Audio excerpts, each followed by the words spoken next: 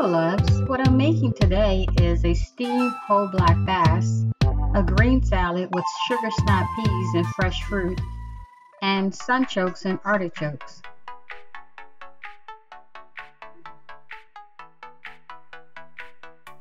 When you're preparing an artichoke, how you clean it depends on how you're going to prepare it.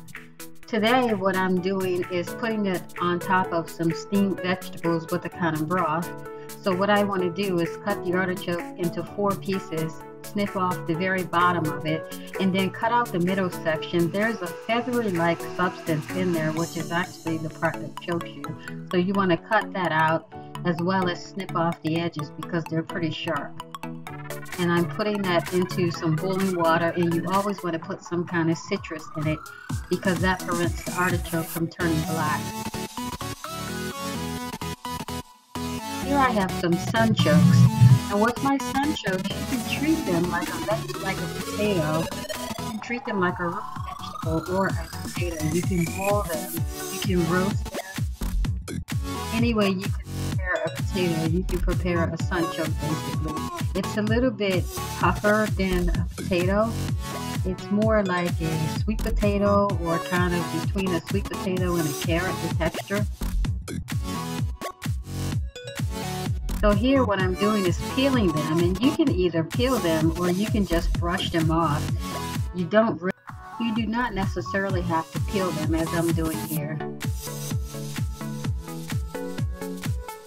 And they come in kind of weird shapes, so you might have to kind of cut it apart if you're peeling it to get all the skin off. But it's a very, very thin skin, so you can just use like a corn brush or a potato brush and brush them off, give them a wash, and slice them up. And here I'm slicing them into 1/4 inch pieces, and I'm going to put them on a baking tray with olive oil, rosemary, whole pieces of garlic, and salt and pepper.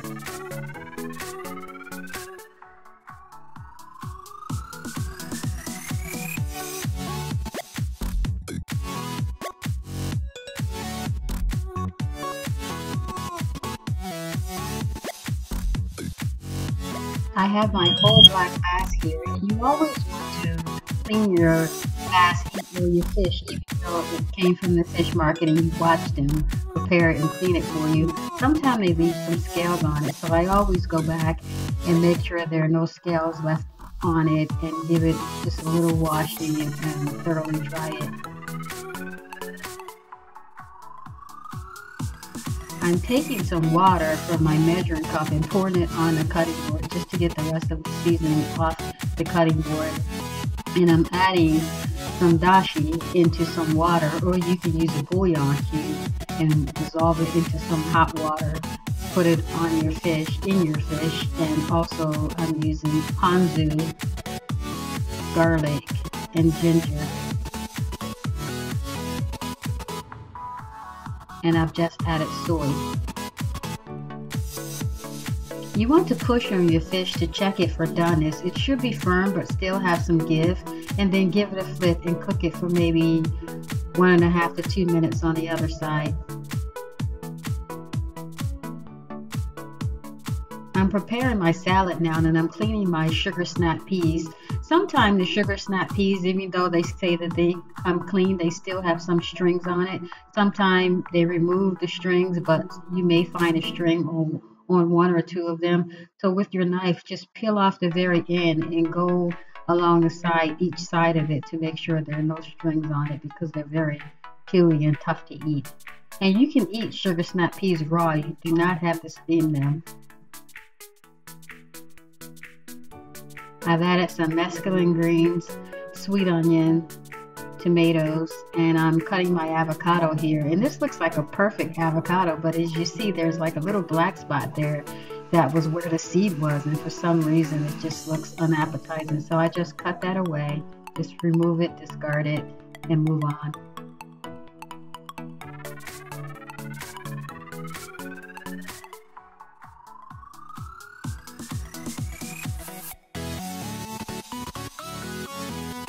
Slicing our strawberries, and you can use whatever fruit you have in your refrigerator or your fruit basket, whatever you want to use. And that's what this channel is all about, cooking with what you have in your house, in your refrigerator, and in your pantry. So this is the fruit that I had on hand, and this is what I'm using. And there are plenty of ways you can go online and look of how you want to cut open and prepare a pomegranate. Usually what I do is cut it in half, and I just use a spoon to spank it actually, and the seeds fall right out. But this pomegranate is very, very ripe, so I just cut it. Was already cut in half, and I just broke it up and just using my finger to remove the seeds.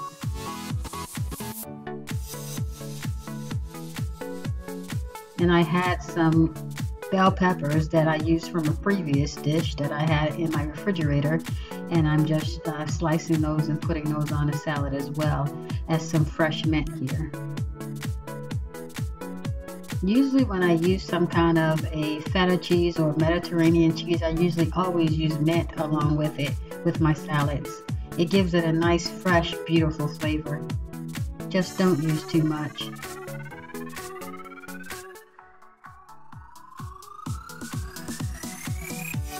Mint also has a lot of health benefits. Google it.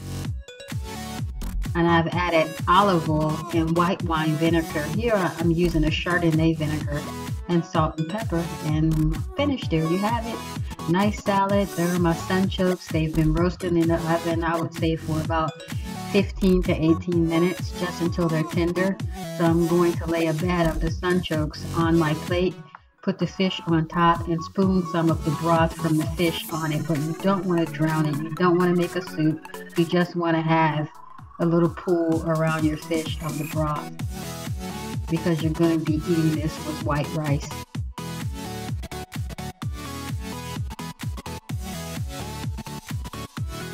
And I've removed the top flesh, and I'm taking the bones, the backbone and the center bone, the fin bones, off away from the fish.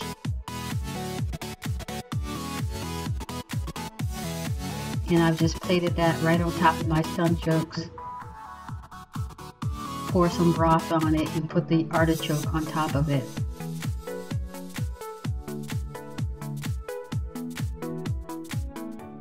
This is a very healthy, well-balanced meal. Please give it a try. If you're watching your carbs, you can do without the rice and just have the vegetables with the salad.